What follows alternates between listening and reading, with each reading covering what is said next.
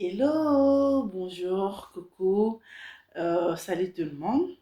J'espère que vous allez bien. Moi, ça va par la grâce de Dieu.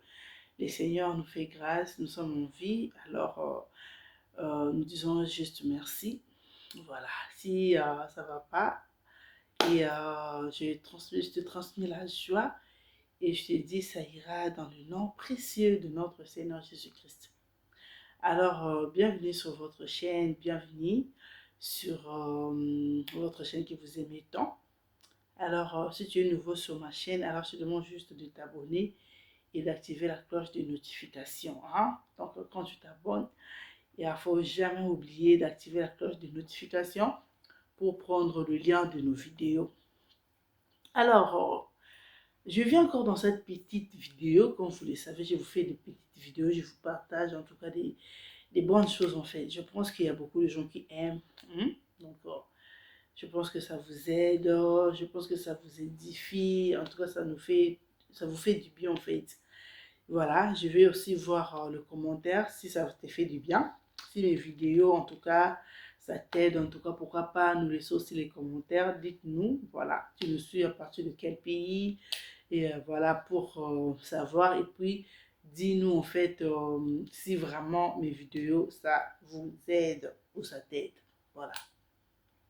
Alors, je viens de faire cette petite vidéo, comme j'ai dit tout à l'heure, pour toi qui me regarde. Et vous savez, je voulais parler de quelque chose qui est très important. On va parler aujourd'hui du choix, hein, du choix du conjoint en fait.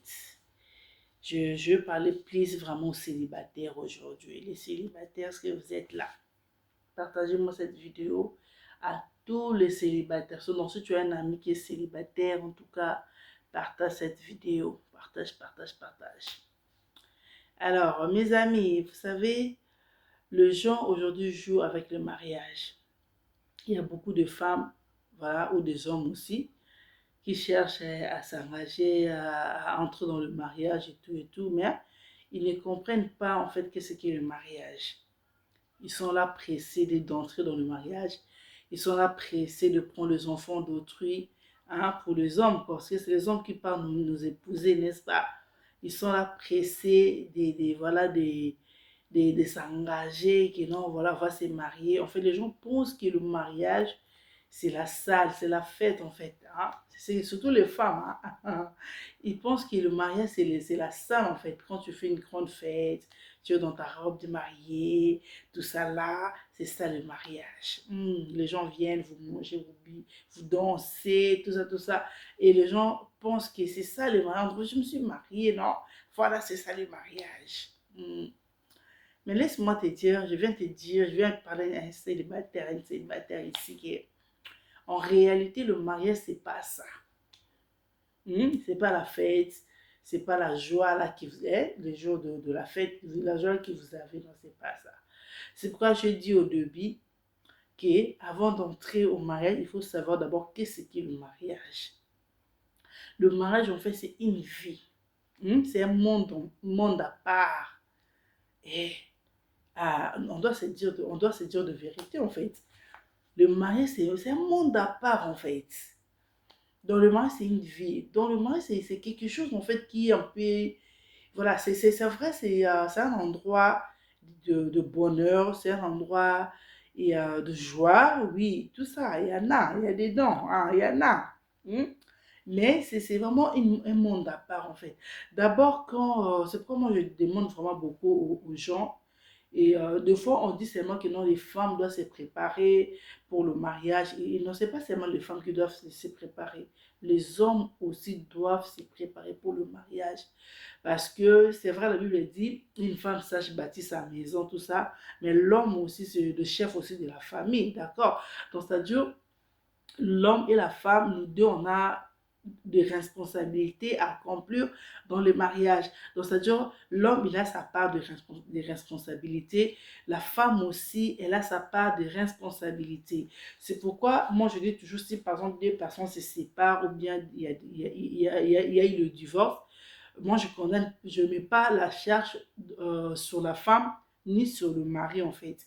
Donc, souvent, on a l'habitude de dire que non, le, le, les responsabilités est partagée en fait. Donc chacun a sa part de responsabilité. C'est ça aussi les mariages. Donc ça veut dire chacun a sa part de responsabilité. Donc il faut vraiment se préparer avant d'entrer dans le mariage. Dans le mariage, il y a le rose, il y a aussi les épines en fait. C'est pourquoi beaucoup de gens ne comprennent pas pourquoi la Bible dit pourquoi voilà, pas la Bible, oui la Bible aussi, il dit que non c'est comment pour le meilleur et pour le pur en fait. Donc c'est-à-dire, vous savez, lorsqu'on fait le mariage, on fait l'échange, tout ça, on dit c'est pour le meilleur et pour le pire, tout ça, tout ça. Beaucoup de gens pensent, je sais pas, ils pensent qu'au bonheur, en fait, souvent on parle, on dit ça dans nos bouches, et c'est comme si on néglige en fait que non, il peut y avoir aussi le pire. Donc c'est-à-dire, dans le mariage, il y a le rose, il y a aussi les épines. Donc, c'est-à-dire, les épines, là, c'est ce qu'on dit pire en fait. Donc c'est-à-dire, il y aura des problèmes, il y aura des problèmes que tu peux voilà, tu peux, à un moment, tu peux dire, mais ça, c'est quoi ça? Est-ce que c'est vraiment c'est l'homme avec qui je me suis mariée? Est-ce que c'est vraiment la femme avec qui je me suis mariée, en fait? Donc, il y a des choses que non, tu vas trouver peut-être chez ton mari, chez ta femme, en fait. C'est pourquoi moi, je dis toujours, l'homme avec qui tu es dans les fiançailles, c'est pas l'homme qui est qui va, c'est pas l'homme avec qui tu vas faire le parcours dans le mariage, la femme aussi pareil. En fait, pourquoi je dis ça? Parce que en fait, il y a des choses qui vont commencer des fois à sortir en fait dans la maison et tout pendant votre parcours, tout ça, tout ça. Et voilà, ça peut te surprendre en fait. Hmm? Il y a même certains comportements, certains caractères et tout, ça te surprend. Tu te dis, ben ouais, non, c'est pas ça, c'est pas lui en fait. Je n'ai jamais vu ça, il m'a jamais montré ses visages en fait. Il m'a jamais montré son côté noir comme ça en fait. Mais tu le découvres dans le mariage. Donc, c'est ça, en fait. Donc, il faut vraiment beaucoup se préparer et tout, et tout. Il faut beaucoup savoir, en fait, que le mariage, il y a des réalités. Dans le mariage, il y a des choses qui peuvent se passer, tout ça. Mais ce n'est pas ça qui va faire en sorte que vous puissiez peut-être se séparer ou ce n'est pas ça qui va faire en sorte que vous puissiez, voilà, haïr l'autre. Non, en fait. Parce que c'est pourquoi je dis, si tu es préparé, tu connais vraiment qu'est-ce qu'est le mariage, tout ce que je suis en train de dire là, tu vas déjà connaître cela en fait. Et tu vas comprendre déjà que non, dans le mariage, il y aura un moment de pleurs, des incompréhensions, des questions. Tu te dis, mais tu te poses même des questions de fois, tu te dis, ben, ça c'est quel genre de femme? Mais c'est pas la Tatiana là que j'avais connue d'ailleurs. Hein? C'est pas comment, comment, les Michel là que j'avais connus d'ailleurs. Vous comprenez un peu donc, c'est-à-dire il y a des moments comme ça, mais si tu es préparé en fait tu vas comprendre que non voilà c'est ça. Maintenant tu vas savoir déjà lorsque le problème là va arriver dans ton foyer, dans ton couple, tu vas plus commencer à se poser des questions inutiles. En fait, tu vas commencer à chercher juste des solutions. Qu'est-ce que je dois faire pour mettre la paix dans mon mariage? Qu'est-ce que je peux faire pour que cette situation puisse se passer? Qu'est-ce que je peux faire pour que nous puissions avoir l'harmonie dans mon couple? Tout ça, tout ça. Donc, c'est-à-dire, tu vas commencer à chercher des solutions. Mais il y a beaucoup de femmes, en fait, si tu n'es pas préparé, ou des hommes aussi, si tu n'es pas préparé, et lorsque maintenant le problème arrive, lorsque les épines arrivent, lorsque le pire arrive, beaucoup de femmes ou beaucoup d'hommes, comme ils n'étaient pas préparés, ils commencent à vraiment à se poser maintenant des questions. Qu'est-ce qui m'a poussé? Qu'est-ce qui, enfin, pourquoi même, voilà, d'autres personnes même disent, mais pourquoi j'avais accepté vraiment de me marier avec lui? Pourquoi j'avais accepté de me marier avec elle? Tout ça, en fait, vous comprenez parce que pourquoi? Parce que tu n'étais pas préparé, tu savais, enfin, tu savais pas qu'est-ce qu'est le mariage en fait. Dans la, dans l'église, tu as dit oui, c'est pour le meilleur et pour le pire. Tu croyais que c'était un blague, tu croyais que c'était juste, voilà, de parole, ça va dire le pire, ça va jamais arriver. Tu as dit ça parce que beaucoup de personnes pensent que c'est un coutume, voilà, comme on a l'habitude de dire que non, non, je serai avec toi pour le meilleur et pour le pire. Beaucoup de gens, voilà, ça devient comme une coutume et tout. Voilà, on dit ça, c'est comme ça, et puis après, le malheur, ça va pas venir, tout ça. Non. Hmm? Je connais même une femme qui a dit dans son mariage, elle a dit que non, lui va jamais, il va pas dire que non, pour le meilleur et pour le pire, parce que il peut pas confesser le pire, en fait. Non, là, c'est vraiment, parce que même si tu dis pas ça dans ta bouche, en fait, parce que Vous êtes deux personnes différentes en fait. Donc, c'est-à-dire, lorsque vous allez se mettre ensemble, le temps que vous puissiez, c'est de mettre, comment, comment on dit ça? Ah là là, de mettre vos éducations, hein, si on peut dire ça comme ça, ensemble, de se comprendre, de bien comprendre l'autre. Voilà, il y a des moments de turbulence, tout ça, tout ça. Donc, c'est-à-dire, vous avez des éducations différentes et voilà, chacun vient de son éducation, elle a sa façon de voir les choses, l'autre aussi peut-être elle a sa façon de voir les choses, tout ça, tout ça, tout ça. Peut-être pendant les fiançailles, il y avait l'hypocrisie, peut-être pendant les fiançailles, il y avait, voilà. Et après, lorsque vous êtes maintenant ensemble, vous dormez, vous vous réveillez ensemble, bien aimé, tout c'est pourquoi je vous ai dit au début, le mariage c'est une vie en fait, d'accord? Donc c'est-à-dire, quand tu te réveilles, moi tu vois, il est là, elle est là, lundi, elle est là, il est là, mardi, il est là, elle est là, mercredi, il y a eu un moment, tu peux même dégoûter même la personne si tu, voilà, mais c'est une vie, c'est comme ça, donc c'est-à-dire, tu dois les supporter, si la nuit là même il fait des ronfler, hein, tu dois les supporter comme ça. Si la nuit, elle fait des tout, tu dois les supporter comme ça. Parce que c'est pour la vie, en fait. Donc, c'est un parcours de vie. Vous comprenez un peu? Donc, c'est-à-dire qu'il faut se préparer, c'est très important. Et quand je dis se préparer, en fait, beaucoup de gens vont me poser des questions. Se préparer dans quel sens, tout ça, tout ça. Donc, ça dure pour le chrétien, voilà. Et peut-être vous avez des réunions de mamans, parce qu'il y a beaucoup de jeunes filles qui négligent les réunions de mamans. C'est important. Les réunions de mamans, on montre les femmes, en fait, comment être dans le mariage. On explique les femmes un peu qu'est-ce qu'est le mariage et tout, et tout. On explique beaucoup de choses pour la préparation, en fait, de femmes, en fait, qui vont aller dans le mariage. Il y a aussi des réunions de papa aussi et tout, beaucoup de gènes ils participent pas en fait aux réunions de papa, tout ça. Or, c'est important.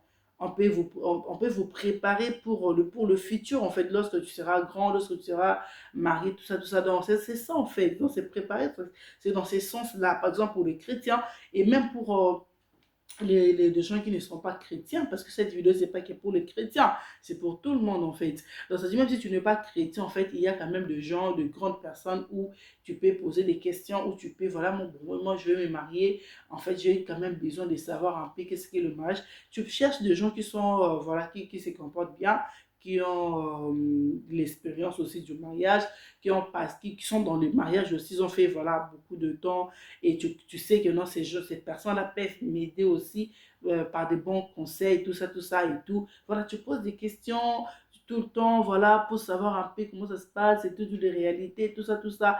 Et voilà, c'est très, très, très important. Et surtout aussi, ce que je peux dire aussi aux célibataires, demander la volonté de Dieu pour s'engager. Vraiment, surtout ça. Beaucoup de personnes négligent cela. C'est les erreurs même beaucoup de chrétiens font. On ne demande pas la volonté de Dieu pour s'engager en fait. Or, c'est très, très, très important. C'est très, très, je vous dis, très, très, très, très important de demander la volonté de Dieu. Parce que si tu demandes la volonté, en fait, si tu demandes la volonté de Dieu par rapport à ton futur conjoint, tout ça, si c'est le Seigneur qui t'a orienté vers cette personne-là, quelle que soit la réalité et tout, en tout cas, vous aurez la facilité de résoudre des problèmes en fait. Donc, vous allez voir que non, il y aura peut-être des problèmes, des moments de turbulence qui vont venir et tout ça là, mais vous aurez une facilité là de se comprendre, de résoudre vos problèmes. Pourquoi? Parce qu'il y a Dieu dedans. Parce qu'il y a Dieu là. Dieu est là parce que c'était sa volonté. Donc vous êtes ensemble par la volonté de Dieu et vous verrez que ça va vraiment être facile pour vous en fait. Donc vous allez voir que non, tout va passer dans la facilité en fait.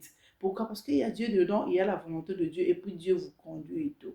Donc c'est très très très très important de demander surtout la volonté de Dieu avant de s'engager, avant d'aller au mariage et tout ça. Il y a beaucoup de gens qui ont fait ces erreurs-là aujourd'hui, ils regrettent,